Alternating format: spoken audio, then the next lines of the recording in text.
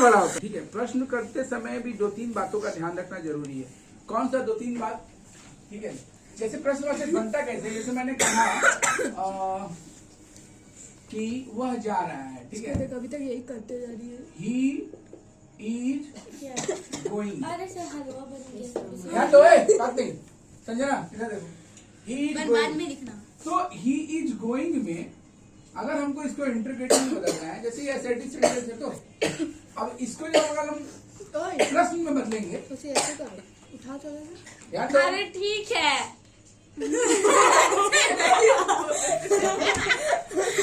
जब इसको प्रश्न में बदलेंगे तो क्या करेंगे, मेरा जो ये एक्चुअली वर्ब है, ये क्या है, ये सब्जेक्ट है, ये एक्चुअली वर्ब है और ये मेन वर्ब है।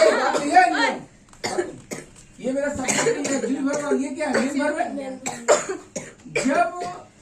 जब हम इंट्रोगेटिव में बदलेंगे तो मेरा ये जो एक्चुअली वर्ब है वो ठीक सब्जेक्ट के शुरुआत में आ जाएगा। ठीक है ना,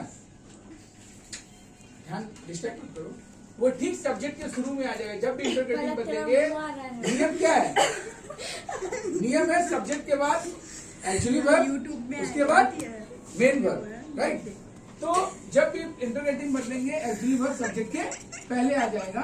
दैट मीन्स मेरा ईच पहले होगा। ठीक है, उसके बाद गोइंग। अब इसमें देखो कितनी बातों का ध्यान रखना है। इसमें मैंने क्या क्या चेंजिंग किया। नंबर 1 चेंजिंग किया, सेंटेंस का शुरुआत का पहला अक्षर कैपिटल होता है, राइट, बड़ा अक्षर का होता है। चूंकि इन जब यहाँ था सब्जेक्ट के बाद तो मेरा आई स्मॉल लेटर में था। जब ये सब्जेक्ट के पहले हो गया तो सेंटेंस का शुरुआत हो गया। सेंटेंस का शुरुआत हमेशा कैपिटल में होता है, इसलिए आई स्मॉल से किसमें कन्वर्ट हो गया, कैपिटल में, राइट। उसके बाद और क्या चेंजिंग हुआ, ही चूंकि शुरुआत में था इसलिए एच कैपिटल था, लेकिन अब ये शुरुआत में नहीं है, ही यहाँ पे इसके बाद में है। बाद में है तो ये कैपिटल से किसमें हो गया, स्मॉल में कन्वर्ट हो गया। उसके बाद अब जो तीसरा परिवर्तन हुआ कि चूंकि जब सिंपल सेंटेंस था तो ये तो फुल स्टॉप था, जब इंटरोगेटिव में बदल गया तो यहाँ प्रश्नवाचक में प्रश्नवाचक चिन्ह बदल गया। ये ग्रामर का 3 गलती है। अगर आपने ये गलती, अगर आपका ये गलती हुआ तो मार्क्स आपका कट जाएगा। आपका शुरुआत का अक्षर कैपिटल होना चाहिए और इसको जब कन्वर्ट कर रहे हैं तो ये फिर स्मॉल में कन्वर्ट हो जाएगा और लास्ट में क्वेश्चन मार्क नहीं देंगे तो सेंटेंस गलत माना जाएगा अकॉर्डिंग टू ग्रामर। ठीक है, अब मान लो ऐसा कोई सेंटेंस आ गया जिसमें एक से ज्यादा एक्चुअली वर्ब है।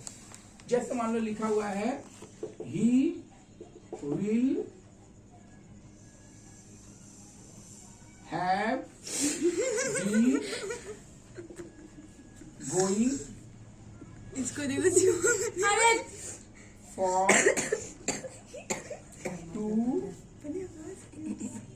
आवर्स। ठीक, अब इसको हम इंटरवेटिव बदलेंगे तो क्या करेंगे, बस एक ही काम करना है, मेरा पहला एक्चुअली वर्ब सब्जेक्ट के पहले आ जाएगा, बाकी सब एकदम सेम रहेगा।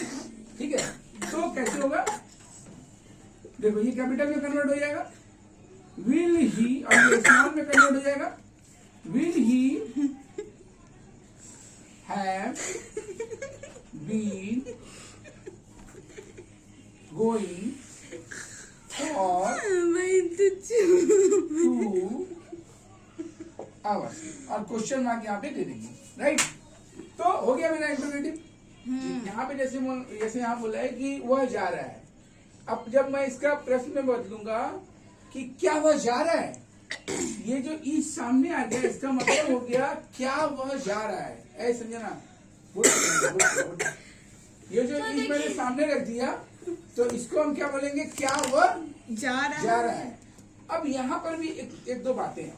इसमें एक बात तो ध्यान रख लो, नोट में लिख लो तुम, जैसे वहां नोट में प्रयोग किया था ना, यहाँ पे भी लिखो कि इंटरगेटिव बनाते समय अगर एक से अधिक एक्चुअली वर्ब है तो सिर्फ पहला एक्चुअली वर्ब सब्जेक्ट के पहले आएगा।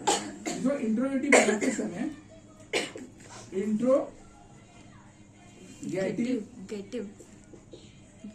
बनाते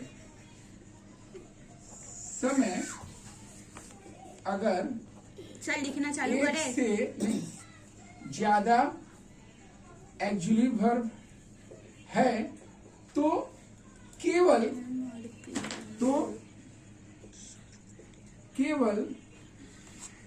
पहला एवी यानी एक्चुअली वर्ब सब्जेक्ट के पहले आता है, बाकी सब सेम टू सेम रहेगा।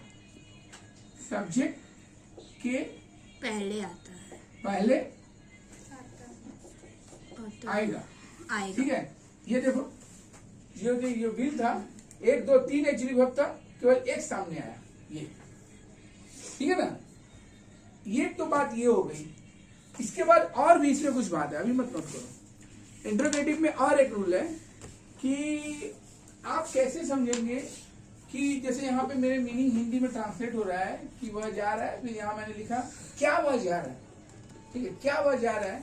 क्या के लिए यहाँ तो हम बोलेंगे क्या के लिए तो वाट होता है, वाट का मतलब क्या, वाट का प्रयोग तो मैंने किया नहीं, हाँ, तो फिर क्यों लेकिन तुम बोलोगे नहीं सर वाट मैंने क्या, तो बहुत जगह लिखा हुआ रहता है जैसे वाट इज योर नेम, वहां भी तो वाट रहता है, तो वहां वाट है, यहाँ क्यों नहीं लगा। हम कैसे समझेंगे कि इसका मतलब वाट हुआ।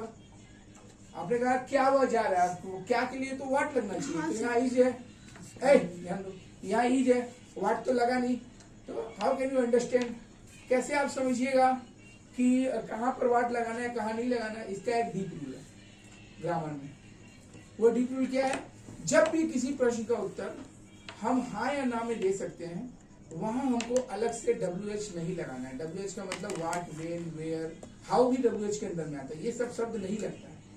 जैसे इस प्रश्न का उत्तर हम हाँ ना में दे सकते हैं, जैसे क्या वह जा रहा है, हम हाँ ना में बोल सकते हैं, हाँ या ना, इसलिए यहाँ WH लगाने की जरूरत नहीं है। लेकिन जब हम बोलेंगे तुम्हारा नाम क्या है, तब हम हाना में जवाब देंगे, तुम कहाँ रहते हो, तब हाना में जवाब, तब वहां WH लगेगा।